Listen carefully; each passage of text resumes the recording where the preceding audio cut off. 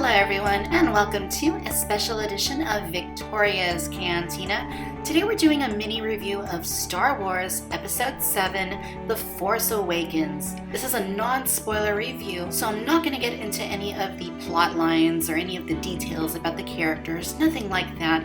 I just want to give you my thoughts on the film and what my personal experience was when I was watching The Force Awakens and how I felt leaving the theater. So let's get right down to it.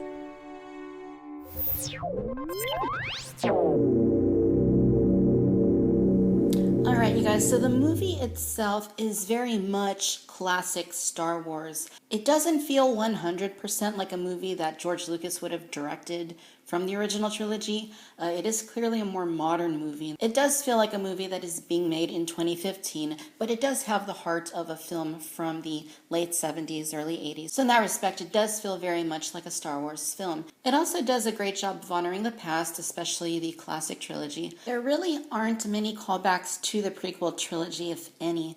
Anything that does relate to the prequels is very subtle and very easily overlooked if you miss it. It's clear that the marketing for Star Wars lately has been focusing on the original trilogy, so it's really no surprise that The Force Awakens feels more like a film from the original trilogy. I will say that the special effects are much better than anything we have seen in a previous Star Wars film. Of course, what the original trilogy did was absolutely revolutionary, and what the prequel trilogy did was also revolutionary for visual effects in terms of all the CGI. But this movie does a really nice job of bringing the two together. There is a lot of CGI in it, but there is also a fair amount of practical effects. And for the most part, I feel like bringing those two together is very nicely accomplished in this film. The story itself was very good. The premise behind the film is very nice. Of course, we do have a 30-year gap between Return of the Jedi and The Force Awakens, so there's a lot of blanks to fill in. And I don't think the movie does a particularly good job of filling in those blanks.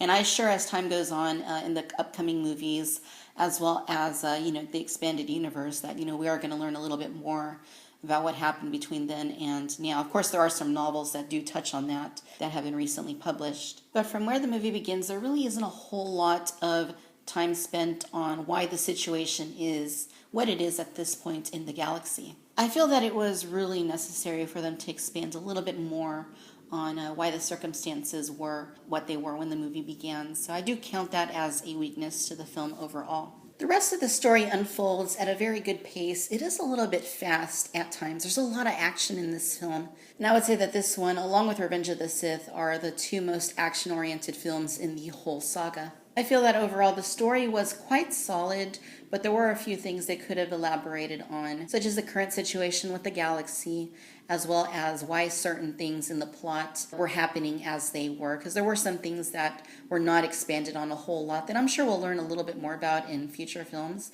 But some of those things I don't think they're going to touch a whole lot more about in future films, because they're very specific to this film, and just some things that really need answering. And I hope that in time, the cast or J.J. Abrams will come forth after, the film is kind of settled and explain things a little bit better. There have also been quite a few comparisons with this film to A New Hope, and there are some similarities between the two films. In fact, there are quite a few similarities, but it is also quite a different film from A New Hope. Yes, it is largely introducing the new characters, but it also spends a fair amount of time with the old characters and focuses quite equally on both the good guys and the bad guys. The characters themselves were all great. I really felt that the relationships in this film were very nicely handled, and of course it's been a big complaint for a lot of people with the prequels. Back when we had A New Hope, Empire, and Jedi, those films did a really good job of establishing relationships and showing why those characters cared about each other and what they did for each other. The prequels kind of lost sight of that. This film doesn't have that. It does a very nice job of establishing relationships and seeing how people relate to each other, and I think it handles that beautifully. Again, there are a few aspects that could have been given a little bit more background or a little bit more information, but for the most part, I think that they handle the characters very, very nicely. And that's one of the best aspects of this film is the characters and the relationships. As far as the characters that stood out to me, I was a huge fan of Rey in this film. She was my favorite character in this movie. And I'm really excited to learn more about Rey and see what they do with her character going forward. Han Solo, was awesome in this film. It was really great to see Han and Chewie back in the film together. Han Solo being back was just huge, and I felt that he really helped to carry this film.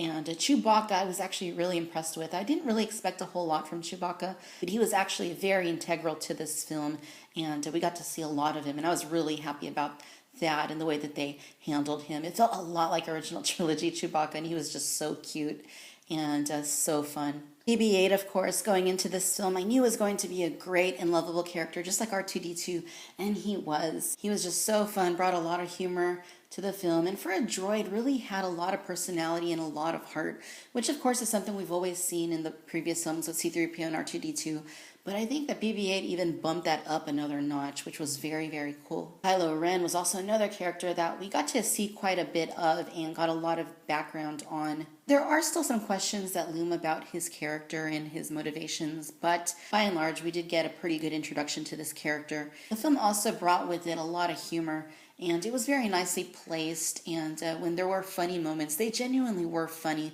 There were a few things that were, not too funny, that were trying to be funny, but by and large, the humor was very nicely accomplished, and I found myself laughing a few times throughout the film. Really great stuff. So overall, you guys, Star Wars Episode 7, The Force Awakens, is a very solid film. From start to finish, I felt that it was very, very nicely done. The moment that I saw the opening scroll come onto the screen, it was very hard for me to fight back the tears. There was a lot of nostalgia there, a lot of great moments in the film that were very emotional for me, from nostalgia to happiness to elatedness to some sadness even. But by and large, I did leave the theater feeling very, very happy. It's not a perfect film. There are some flaws with it. But by and large, I think that director J.J. Abrams and anyone involved with The Force Awakens did a very nice job with it. I definitely recommend that you see this movie ASAP. I am going to be seeing it for a second time this coming Tuesday, and I'm really looking forward to that because it has a lot of rewatchability to it, and overall it's just a really nicely done, great film with a lot of heart, a lot of good relationships, nicely placed humor, and a whole lot of fun. Alright my friends, if you enjoyed this video, then I do encourage you to please like and subscribe. If you've seen The Force Awakens, feel free to talk about it down in the comments with me, but I do ask that you don't leave any spoilers in there, don't talk about specifics to the characters, don't bring in any plot points into the discussion. Let's just keep it spoiler free, just in case somebody stumbles upon it that hasn't seen the film. I do have 2 reviews coming up over the following week. They are both Christmas related. One of them is Star Wars. After that, I will be taking a much needed break from filming and working on videos. But after the new year, I got a lot of great stuff and I'm looking forward to reviewing some fresh stuff and really exciting stuff that I'm really happy to be showing you guys. So definitely stay tuned for that. As always, I want to thank you for watching Victoria's Cantina, and go see Star Wars The Force Awakens. Happy holidays, you guys.